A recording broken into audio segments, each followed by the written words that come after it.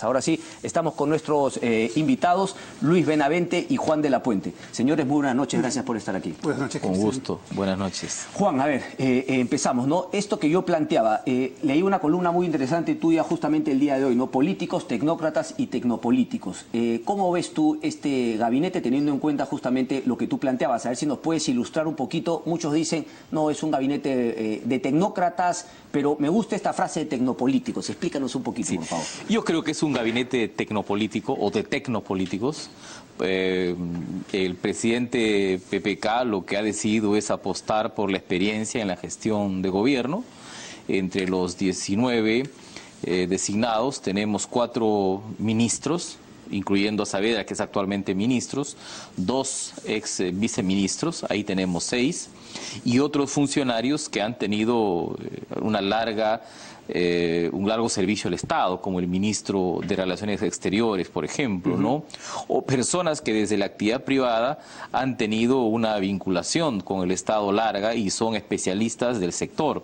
Por ejemplo, Gonzalo Tamayo o la misma Cayetana Aljovín, que estuvo también durante el gobierno aprista, y que ¿no? fue viceministra. Entonces, yo difícilmente podría calificar a todos ellos con el rótulo de tecnócratas. Yo diría que son más tecnopolíticos, es decir, especialistas en un sector determinado, pero con un recorrido también político y con formas de hacer política y con cierta audacia política también, ¿no? Entonces me negaría a usar el rótulo de tecnócrata en primer lugar. Podríamos ir a discutir las características personales, la orientación del gabinete, pero este es un equipo que yo no podría señalar que es un equipo bisoño, sino al contrario, un equipo más o menos experto en el arte del gobierno central, ¿no? Interesante. Luis, ¿compartes con Juan esa visión? Sí, muy de acuerdo. Y lo que pasa también es que muchas veces cuando hablamos de político, eso puede remitir a políticos, digamos, en todo el sentido de la palabra. Tal vez la única que tiene ese perfil es Marisol Perestello, me parece, o muy pocos en este gabinete, ¿no? Digamos, un político de Jorge del Castillo, Lucho Iberico, ese tipo de gente, ¿no? Okay. Los otros tienen experiencia de gobierno y varios también han estado como asesores, y asesores en varios sectores, de tal manera que tienen una panorámica de experiencia de gestión de gobierno bastante interesante. Además, es necesario impulsar una mayor eficiencia en el sector público, ¿no? Creo que el Estado peruano administrativamente está muy quedado y hay necesidad de impulsarlo en esta etapa. Ahora, Luis, respecto a nombres en particular, ¿hay algunos, digamos, que no te gusten, que te generan ciertas dudas? Eso respecto a nombres, ¿no?, de cada uno de los ministros y luego, digamos, la posibilidad de trabajar cohesionadamente como un equipo, si es que todos, digamos, podrían estar alineados en lo que pretendería hacer PPK en su próximo gobierno. Creo que sí, no. Personalmente no tengo un reparo en ningún ministro designado por PPK.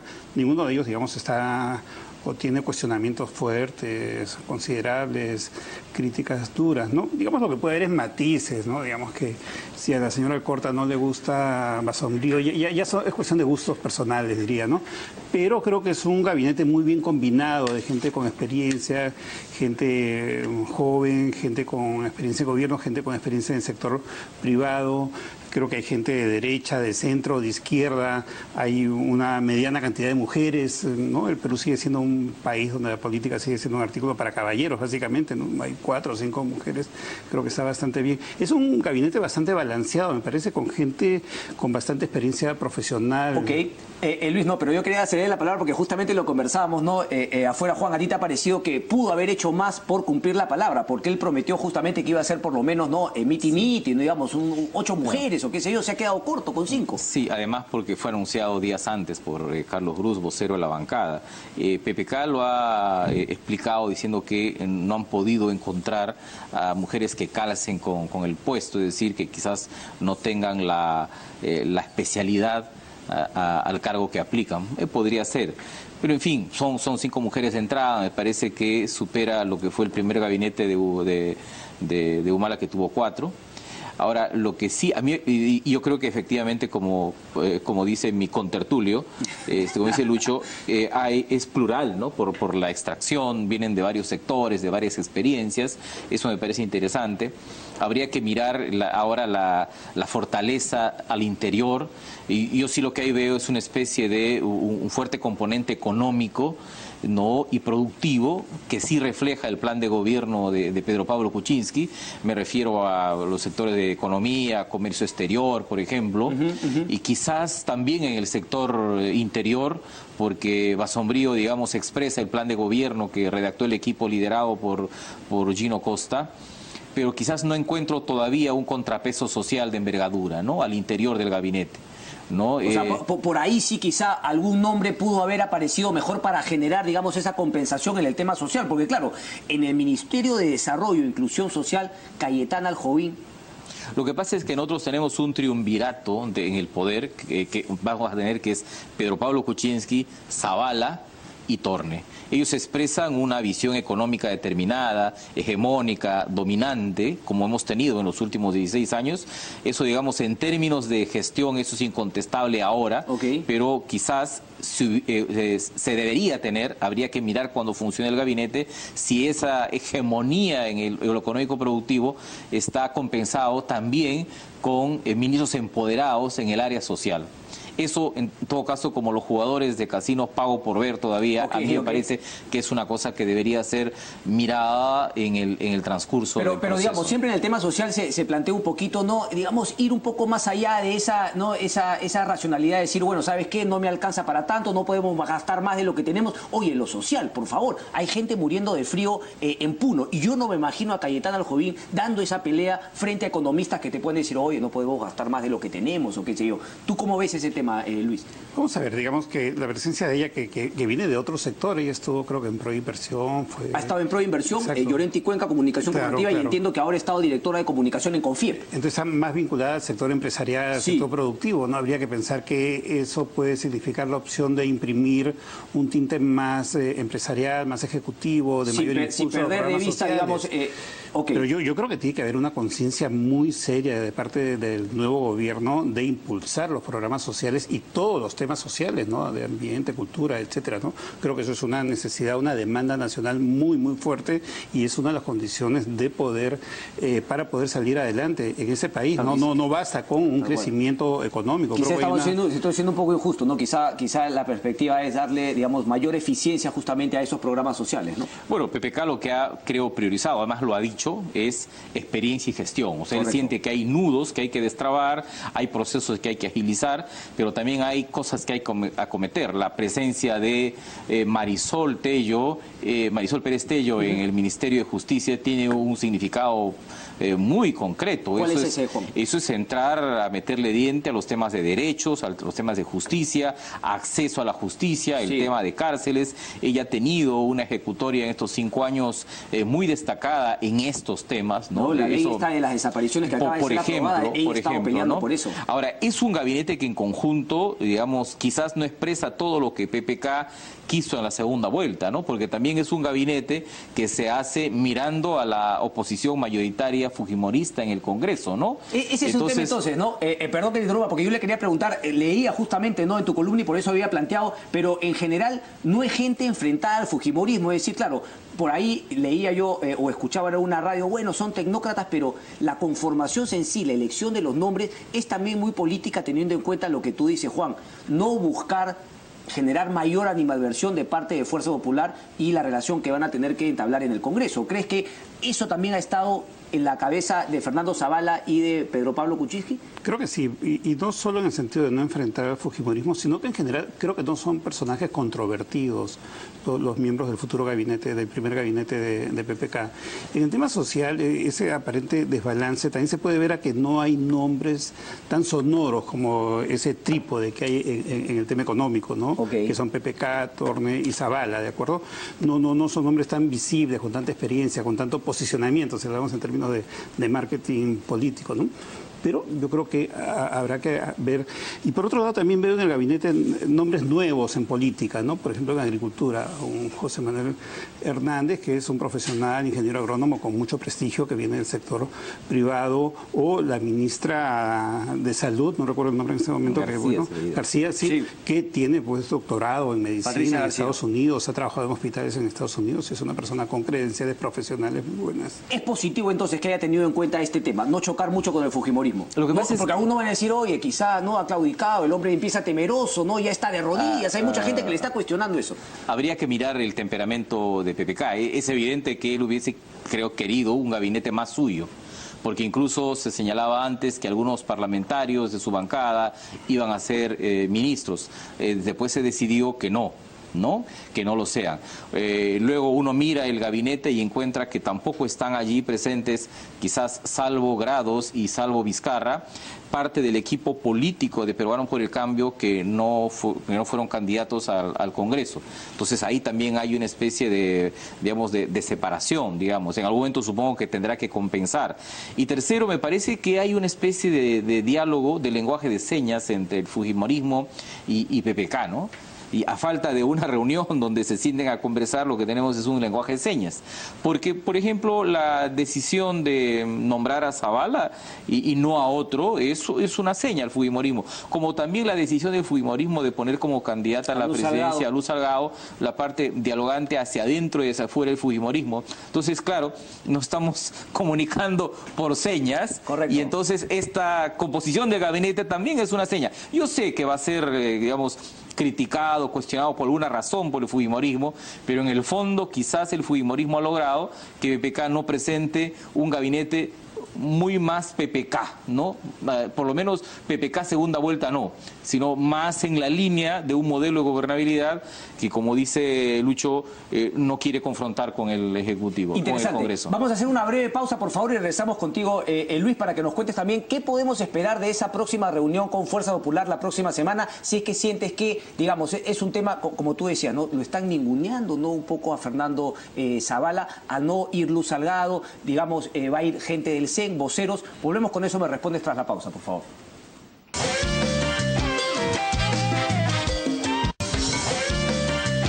A ver, vamos, Luis, cuéntame eso, por favor, cuéntame un poquito, ¿no? Estábamos conversando justamente aquí fuera de cámaras que, digamos, la dramatización que se ha hecho de no haberse dado esa reunión finalmente no era tan importante, y ya no creo que sea importante la reunión PPK, pero bueno, ahora hay que empezar a trabajar, más allá de mero formalismo, claro, reuniones, saludos. Ahora, pero es un tema que ha ocupado mucho y muchas primeras planas, ¿no? Muchos titulares. El que no se hayan reunido, esos desaires continuos de Keiko Fujimori a PPK, estas llamadas que no contestaba Keiko y hasta las caricaturas de Carlín, que era Keiko la que hablaba, la que contestaba la grabadora, ¿no? Sí, no lo suelta. Bueno, entonces ha sido otra cosa, creo que ha sido demasiado dramatizada, ¿no? Creo que hubiera sido deseable que se reúnan, que ella vaya, le dé un saludo, no se dio. Creo que la situación de Keiko no es fácil tampoco, porque si ella se muestra muy amable con PPK, pues hay gente de Fujimorismo que no le va a gustar, ¿no? Por un lado. Por otro lado, la situación de ella es complicada, porque si ella conduce una oposición obstruccionista, eso le va a pasar la factura en 2021 y lo tiene que calcular desde ahora. Y para el 2021, además de esa sombra, tiene la de Verónica Mendoza, que es más joven que ella y que tiene un discurso antisistema muy bueno. Entonces, y el propio hermano que le puede sacar la vuelta. Que el hermano de Bianca, dice. No, el hermano ¿De quién? De Keiko, pues porque Keiko anda haciendo de las suyas y por ahí, etcétera, ¿no? Entonces la situación de Keiko es complicada, ¿no? Por un lado. Por otro lado, creo que los fujimoristas en general y la bancada se están haciendo como la chica que se hace la difícil un poco, porque no pueden ser muy fáciles, porque si se ponen fáciles la cosa no va. Y eso es parte del juego del cortejo que se da en la vida real entre dos personas y también se da en la política de alguna manera. Creo que a eso están jugando. Yo no creo, sinceramente, que hagan un obstruccionismo fuerte, ¿no? Y pues manejarán ciertos códigos, señales, como dice Juan, y ciertas maneras de entenderse, ¿no? Yo no creo que vayan a poner reparos a la aprobación del gabinete. Ok, Luis, me voy a dejar de plantearte este tema, si es que PPK pudo haber sido más audaz, que lo plantea además Juan en su columna. Una primera gran omisión, que PPK no realizara el llamado a un acuerdo explícito y preciso sobre 3 o 4 grandes temas de la agenda pública y prefiera jugar exclusivamente el juego, ¿no?, en la cancha del Congreso de la República. Pudo haber hecho eso también, es decir, empujar nuevamente el acuerdo nacional, decir, bueno, más allá del tema del Congreso, de que yo soy ejecutivo, aquí tenemos que reunirnos con todas las fuerzas políticas y poner 4 puntos que debemos trabajar. ¿Pudo haber hecho eso PPK? ¿Hubiese sido una buena jugada? Porque ahí hubiese presionado a Keiko y ya nada de saludos, de formalismo, sino poniendo al Perú por delante. ¿Quién se puede negar a eso? Claro, digamos, no tomó el toro por las astas en su momento. Ya ahora es tarde, ahora ya está Zavala en otro juego, ¿de acuerdo? tal vez le faltó audacia, se dejó llevar por el statu quo de cómo se daban las cosas y todo comenzó a hacer pues que tanto él como su gente y los fujimoristas flotaban cada quien en su rol, ¿no? Ahora la cosa está más, el tema del diálogo está en terreno de Zabala, ¿no? Entonces no va Keiko, no va la plana mayor, van los mandos medios, en fin, ya no suena muy bien. Pero Juan, ¿por qué es muy tarde para convocar nuevamente a un tema y decir, bueno, ¿sabes qué? Estos 4 puntos todos los compartimos, bueno, en el Congreso igual, las facultades y qué sé yo, pero queremos tocar esto y además hacerlo de manera transparente, pública, para que no sea un compromiso únicamente de las fuerzas políticas, sino de todos los peruanos? ¿Por qué es muy tarde? Porque creo que ya está en marcha un modelo de gobernabilidad, ¿no? La teoría política te dice, ¿no?, de que después de una elección muy polarizada, lo que tiene que hacer el ganador, que incluso es minoría, es convocar un pacto más abierto. Yo sé que el Perú necesita diálogo, pero más que diálogo necesita pactos. Correcto. Entonces yo puedo ver a los actores políticos conversando todo el día, pero sin pactar. Entonces PPK tenía 2 grandes posibilidades, que esas otras más también. Uno es plantear un pacto a la mexicana, un pacto de mínimos, ¿no? Hacer a las fuerzas políticas sentarlas en una mesa para expresamente pactar 2 o 3 o 4 grandes líneas mínimas, y la otra opción es pedir facultades delegadas. Yo creo que él ha ido por el camino de las facultades delegadas. Esto me da la impresión que es una especie de preferencia por un pacto arriba en la estructura del sistema, ¿no? Pero creo que esto podría hacer que se deje sin tocar temas sociales muy importantes y las expectativas de otras fuerzas políticas que no son parte de la mayoría parlamentaria.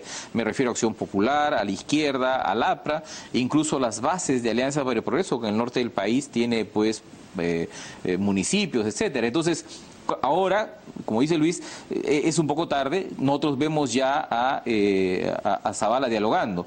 Lo que yo quisiera ver ahora es no solo a las fuerzas políticas dialogando, sino también pactando. Si me dicen a mí que la concesión de facultades delegadas es una forma de pacto, perfecto. Mi impresión es que para otros grandes temas como la seguridad ciudadana, el relanzamiento de la descentralización, se necesita más que normas, se necesita más cosas expresas, no tantas cosas tácitas, ¿no? Bueno, qué pena que no se pudo aprovechar eso, porque creo que hubiese sido eso no una jugada fundamental. Pero bueno, estas facultades, Luis, ¿crees que ha hecho bien Fernando Zabala? Y además se cortó el jamón y se lo comió Jorge del Castillo cuando hablé ahora en la tarde. Me dijo, bueno, se lo hemos recomendado nosotros en la reunión de bancada, ¿no? Que deje de hablar de las facultades, que primero se centre en presentar su gabinete, la juramentación, el voto de confianza y luego el pedido de las facultades. Ya que ha ido por ese camino, por el camino que acaba de plantear Juan, no de este gran pacto, acuerdo, sino de la vía del Congreso, ¿no es un poco tarde, digamos, hasta el 15 de agosto para empezar a tocar estos temas? ¿O solamente lo ha dicho para bajar un poco, digamos, el tema en prensa y poder hablar directamente con Fuerza Popular? Bueno, pero él es un buen interlocutor para el gobierno de PPK con los fujimoristas, ¿no? Entonces, este lunes se inicia una etapa de diálogo clave, porque es la mayoría de 73 congresistas. Creo que está en su tiempo. Vamos a esperar que se den avances en esto. Finalmente va a haber un acuerdo, se van a dar las facultades legislativas. Vamos a ver ahora, sospechamos en qué temas específicos se pueden dar. ¿Tú estás seguro que se van a dar? Yo creo que sí. Yo no creo que, porque, a ver, si el fujimorismo no las da, va a haber una muestra de obstruccionismo, va a tener una... Pero tampoco le puede dar en todas, ¿no? Porque han pedido bastantes temas, o sea, son 4, pero por ejemplo en uno han incluido corrupción y seguridad ciudadana. Pueden negociar un poco los temas, pueden recortar un poco, pero los grandes trazos de la facultad, sí, yo creo que sí se los van a dar. Yo creo que el fujimorismo no le conviene hacer una labor obstruccionista, ¿no? Y eso sería una inauguración obstruccionista en el Congreso. Sería muy malo como imagen para el fujimorismo. ¿Tú lo ves ahí también? ¿Tienes confianza en que esto va? Totalmente de acuerdo. A mí me parece que ya desde la designación de Zabala hemos entrado a otro microciclo de la política. Este microciclo probablemente irá hasta el 28 de julio, hasta que escuchemos el mensaje presidencial. Y en este microciclo la clave es que las fuerzas que estaban confrontadas se han moderado. Siguen todavía tensionándose, peleándose, pero se han moderado notablemente. Incluso sin sentarse a la mesa, con señales, con un lenguaje de señas, perfecto. Ahora, hay dos profecías sobre este Congreso. La primera profecía es de que el Congreso va a bloquear al Ejecutivo, y la segunda es que el fujimorismo va a gobernar desde el Congreso. Yo relativizo eso porque este Congreso está hecho para cooperar. Cuando Alberto Fujimori, el año 92, da el golpe de Estado y hace una nueva constitución entre ese año y el siguiente, rediseña una distribución de poder muy interesante, porque además le quita al poder, al Congreso, facultades de mayor presión sobre el Ejecutivo. Para empezar, convierte las dos cámaras en una, ¿no? Y rebaja de tres censuras a 2 para la disolución del Congreso. Mantiene esta idea de que el veto presidencial todavía es débil, porque, como se sabe, el presidente puede observar una ley, pero si el Congreso vota por insistencia, se aprueba. Listo, es uno de los pocos países de América Latina donde un presidente del Congreso puede promulgar una ley. Entonces, el Congreso no tiene más opciones que colaborar. Este es un Congreso que está hecho para colaborar. Que este Congreso puede tensionar y censurar a un ministro o a un premier como lo ha hecho Guanajara, puede. Solo que el costo político es muy alto. Y en una fuerza política que quiere gobernar el año 2021, que tiene 73 parlamentarios, que ha ganado con 40% en la primera vuelta y ha tenido prácticamente 50% en la segunda, yo creo que es un riesgo plantear una política de bloqueo y gobernar desde el Congreso. Juan, pero entonces nuestro sistema no es tan malo. Finalmente, con lo que has planteado, ¿no?, nos asegura una cierta gobernabilidad, más allá de que haya estado tan polarizada la cuestión y con 73 el problema es que si reducimos la gobernabilidad solamente a ejecutivo legislativo en un país como el nuestro, con movimientos sociales y demandas sociales, si ambos no miran abajo, yo creo que la gobernabilidad puede complicarse. Nosotros hemos tenido en estos 10 o 15 años unos 15 grandes conflictos sociales que han terminado en capitulaciones del Estado. Esta idea de que el Perú electoralmente está dividido en 2 es correcta, pero después de la elección, en la realidad, disculpando a Euclides, estamos divididos en 3, ¿no? PPK, el fujimorismo y los movimientos sociales. A mí me parece muy bien que se entiendan arriba, pero también habría que mirar abajo, ¿no? ¿Lo están mirando, Luis, desde tu punto de vista? ¿Están atentos o todavía están, digamos, en la etapa de, bueno, yo me miro, tú me miras, ¿no? Me has insultado, me has atacado, ahora yo qué hago? Me hago, ¿no? Cortéjame bonito, mándame flores. ¿Crees que están mirando todos, tienen un ojo también allá abajo en toda la población o todavía no? A ver, me parece que Vizcarra ha sido algo explícito en ese tema, ¿no? De acercarse a los gobiernos regionales, a las regiones.